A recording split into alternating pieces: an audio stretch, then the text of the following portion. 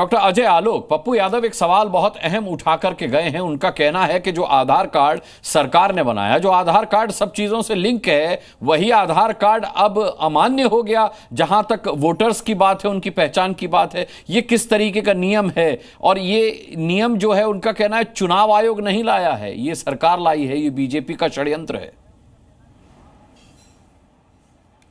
देखिए, पप्पू यादव और इनके जैसे तमाम महागठबंधन के जितने लोग हैं, ये सब शूट एंड स्कूट करने वाले हैं।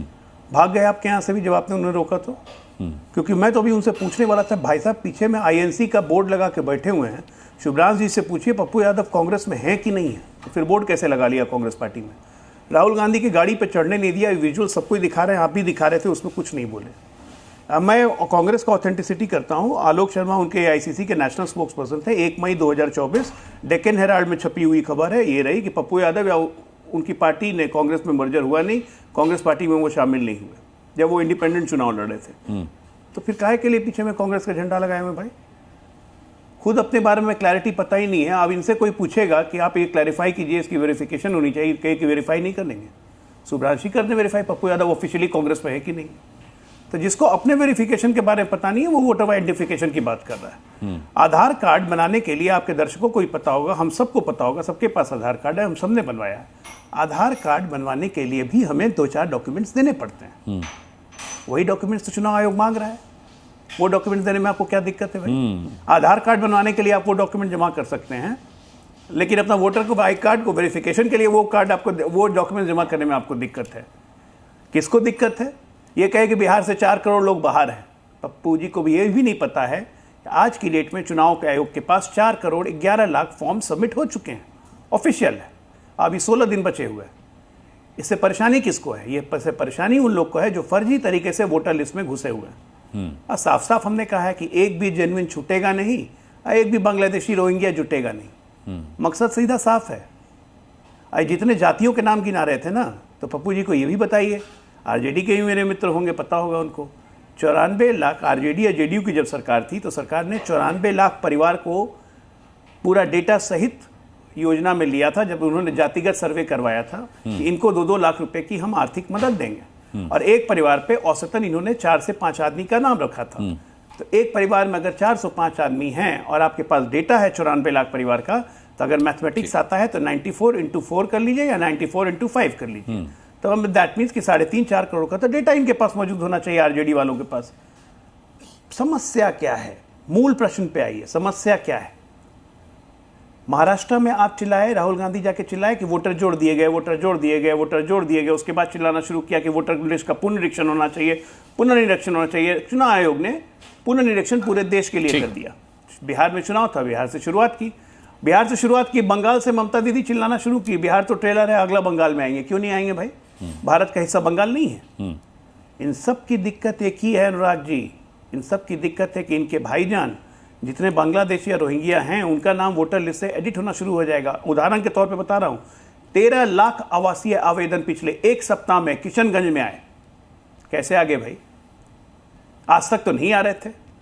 ये वेरिफिकेशन शुरू हुआ, 13 लाख आवेदन एक जिले में, बिहार के एक जिला में कह रहा हूं, 13 लाख आवेदन आवासीय के लिए आ गए। ठीक है, मैं लौटूंगा अजय आलोक। आपका सवाल मैं आरजेडी से पूछ लेता हूं। श्याम कुमार हमारे साथ हैं। श्याम कुमार जी, सही कह रहे हैं डॉक्टर अजय आलोक कि आधार बनाने के लिए भी तो जन्म पहचान पत्र लगता है, जन्म प्रमाण पत्र लगता है, तो होगा ही जब आधार बनवाया है। तो देने में दिक्कत क्या है? क्या दिक्कत है आपको कि अगर अवैध रूप से रह रहे रोहिंग्याओं को बिहार से बाहर कर दिया जाए, कल कोर्ट का फैसला आ सकता है, कल सुनवाई होनी है, उससे एक दिन पहले आप इस तरीके का प्रदर्शन कर रहे हैं, रेले रोक रहे हैं। क्या आपको पहले से पता है कि फैसला आपके खिलाफ हो सकता है? नहीं, देखिए, इसमें 2-3 बात बड़ा ज़रूरी है। हमारे सम्मानित साथी जो बीजेपी से अजय जी कह रहे थे, अगर बिहार की ज़मीनी हकीकत शायद इनको पता होता।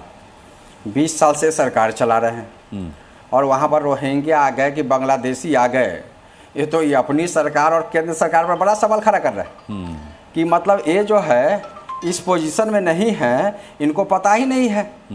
ये डबल इंजन की सरकार होने का दावा करते हैं और ये विदेश नीति भी इनकी असफल है कि कैसे सीमा रेखा में बाहर के लोग आ गए हैं। और 1-2 दिन की सरकार होती तो चले, मुझे दिक्कत नहीं है। ये 10 साल से केंद्र में 11 साल से सरकार के साथ है, बिहार में 20 साल से है, तो ये तो क्लियर हमारे भाई अजय जी ने कर ही दिया।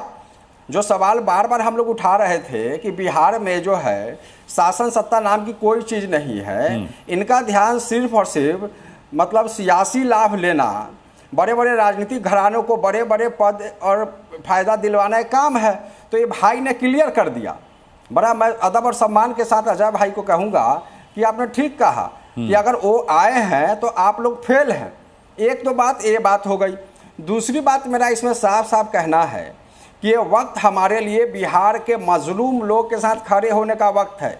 एक बिहारी होने के नाते बिहारी मतदाताओं के साथ खड़ा होना हमारा सिर्फ राजनीतिक नहीं, हमारी जो नैतिक जिम्मेदारी है। अब ये बताइए कि आप ये महीना समझते नहीं है, इनका जो पटना से रह के पूरे जो बिहार चलाते हैं, कभी तो देखिए बिहार के जमीन और पटना से बाहर निकलते नहीं है जी। कोसी के बारे में मैंने कल आप ही के चैनल पर मैंने चर्चा किया था। हमारे आदरणीय मुख्यमंत्री नीतीश कुमार जी, जिनका मैं खुद सम्मान करता हूँ, ये जब बारिश होती है तो ये हेलीकॉप्टर से जाते हैं, चले आते हैं। इनको थोड़ी पता कि वहाँ जो लोग मतलब जिस अवस्था में हैं वो क्या चल रहा है। तो जब मुख्यमंत्री हेलीकॉप्टर से जाके चले आते हैं, वहाँ से घर बह जाती है, मकान दुकान बह जाता है, वहाँ के बेचारे जो पारिवारिक लोग हैं वो लोग पंजाब में मतलब खेती धान रोपनी का समय है, इन भाइयों को तो ज़मीनी हकीकत पता नहीं है। ये लोग तो हवा हवाई बात करते हैं, मजलूम के साथ खड़ा होते नहीं है। कागज पत्री में फंसा के आप वोट कटवाना चाहते हैं, वोटबंदी करवाना चाहते हैं। यही लोग से वोट लेके आप एमपी चुनवा लिया आपने, तो रिजाइन करवाइए। 2 4 एमपी वो को सत्ता में हमारे है, मैं भाई कह रहा हूं अपने पार्टी गरीबों से के साथ करवाएं। अगर वो नहीं खड़े होते, आप खड़े होते हैं, तो गरीबों ने और मजलूम जनता ने आपको क्यों नहीं सरकार दे दी। हर्षवर्धन त्रिपाठी जी, एक बात मुझे जो बड़ी पैनी लगी श्याम कुमार जी की, वो मैं 10 सेकंड अनुराग जी, 10 सेकंड दीजिए। अच्छा मेरे से अनुराग जी 10 सेकंड, अनुराग जी मेरे से जवाब ले लीजिए, बस 10 सेकंड जी। अब बोलिए अजय जी, बोलिए। ये दर्शकों को आपका मैप दिखा रहा हूं, हिंदुस्तान बांग्लादेश का मैप है। एक तरफ समुंदर है, 3 तरफ भारत के बॉर्डर है। श्याम जी 3,500 किलोमीटर के बॉर्डर है ये। मैंड बॉर्डर बहुत कम है। और आप जानते हैं कि भाषा भी सेम है, बंगाली वो भी बोलते हैं, बंगाली हमारे यहाँ भी बोली जाती है, बहुत आराम से इधर से उधर हो जाता है और बस जाते हैं। अब बात आती है कि उनका वोटर आई कार्ड कौन बनवाता है, वोटर लिस्ट में एडिशन कौन करवाता है।